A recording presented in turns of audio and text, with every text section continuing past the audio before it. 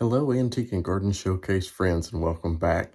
Today we're going to just take a quick look outside at the installation of plants for summer of 2022.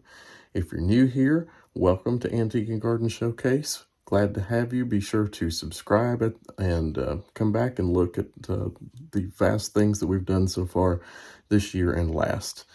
Without further ado, let's go outside and take a look at the new plants installed just this week for summer of 2022. So here's one area that I worked on, the long planter on the front porch.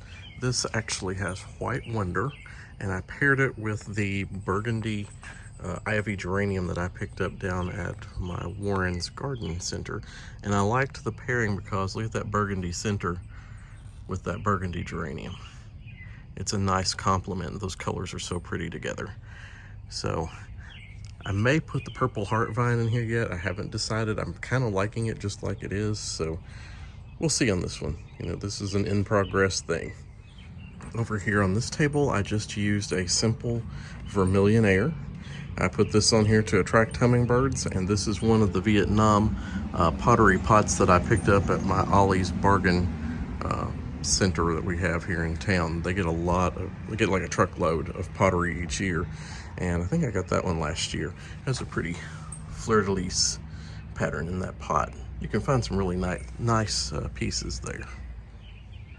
The front porch urns this year, they're looking a little weird right now, but they're going to get there. These are Blushing Bride Palladiums that I overwintered and started back from bulbs, but I see new growth here. This is not really their true color. I guess I'm calling these like the baby leaves coming out, and we're waiting for the new growth to come out and we'll get the true color coming out here. Also, this has Creeping Jenny in here too, which will kind of flow over the edges. So that's the front porch urns. Both of those are going to match. And this was a purchase on a whim, and I don't know that much about these. I've never grown one, but it is a Eugenia Topiary, and I was just out and about, saw these. They were a good price. It said for a master gardener on there, so we'll see about this one. I don't know that much about them, just what I've been reading online, so I guess I'm gonna have to keep this thing kind of trimmed up. It's apparently native to Australia, so it's not really temperate for here in the wintertime, so I'll have to take this in, and who knows, it may end up being an annual. It may not even make it to be a full annual, we'll see. This is my experiment for the year. The large outer urns this year have an unusual variety. I did not do like a thriller in these this year. I'm looking for more of a mounding look for this. So it has Peachy Keen Verbena, it has Supertunia Bordeaux, and it has a lantana that leaves me what it is right now. It's the Luscious Royale Pina Colada. So this was what I called Mark's Mix for these this year. I did my own planter recipe, and we're going to see how that turns out. They're looking really thick. I see new buds down in there, and looks like they're getting ready to come out a little bit more. But sometimes I buy early and it takes time, but I would rather have my plants bought early from the greenhouse so they can kind of flush out and fill in, and these are looking really good. And then once they do bloom, you'll have this really pretty mass of color in there. This is my work in progress bed, and it does have the large red caladium in the middle, which is a burning heart, I think is what they call that one. And then I've got the Proven Winners Radiance right out here. I've got 5 of those around the center. And then I've got mini Vista Star petunias in here between each of the boxwoods. Now this bed, all of the pansies will go. I'm just waiting for them to melt in the 80-degree temperatures out here, which I'm sure within about a week's time I'll be out here yanking those out of the ground because they're starting to look pretty poor right now, and they're kind of a carnival of colors. What I'm looking for here is a pink going to a pink red going to a red, and then I did put in some asparagus fern underneath of there to kind of fill that portion in as well. On the driveway wall, I used a Heart's Delight caladium in the center of each one of these containers, and I used Dichondra Silver Falls in there as well. Now I've reserved the ends. I don't know just yet. I'm kind of liking the simplicity of just the dichondra and the Heart's Delight, but I'm thinking it needs something else on each end, maybe.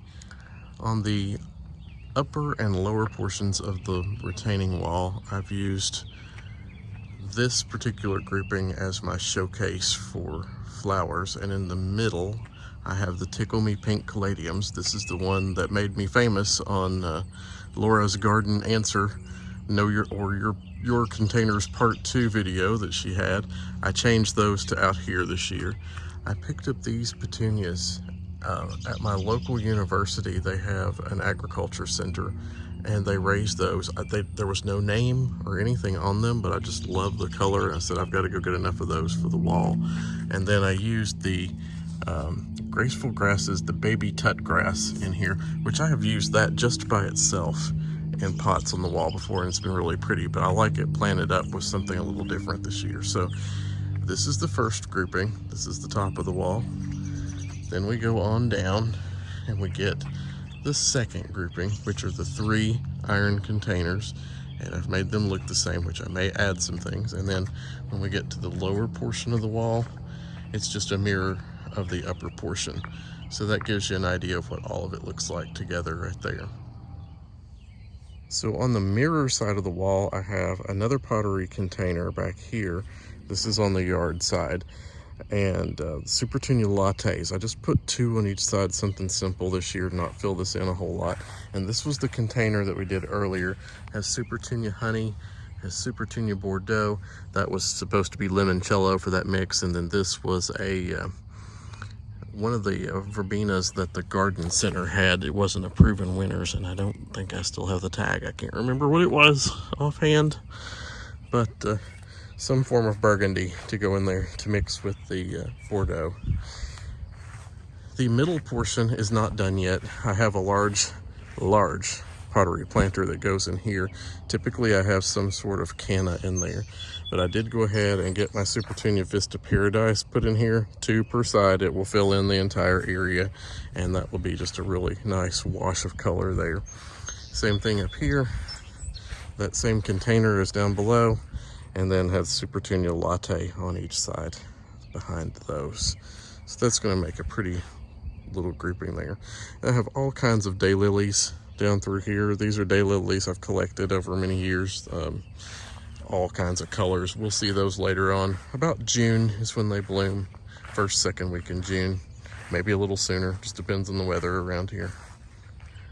Nothing really to show yet on the driveway island. I've got things ready to go, but you may have noticed in the upper garden there, the formal garden, I had to go ahead and put rubber bands around the daffodils so I could actually get in there to plant. I may have to do the same thing over here. I noticed some of these are starting to bend, and they said 6 weeks after, they've bloomed and finished blooming, you can actually band those with no problem. I see some out in there that are starting to turn yellow already, so I may be okay to go on in there and work. I've got to get, I'm going to add containers. I'm thinking 4 or 5 containers of cannas. I've got so many cannas in the garage, I don't know what I'm going to do with all of them, so I'm going to have to divide them out and probably fix them all the way down through here. They'll just make a nice arch in there this year.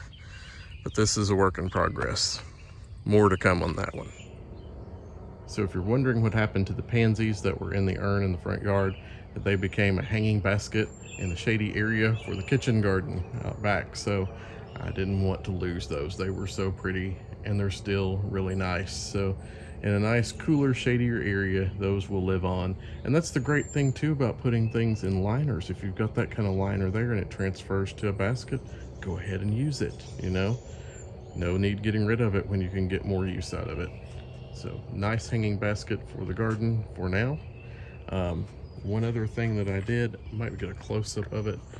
Let me see if I can zoom in here. That planter right there that you can see in the middle of the screen, I did Proven Winners Good-Hearted Tomatoes in there in a ring. There's 5 of them. That's the little miniature ones.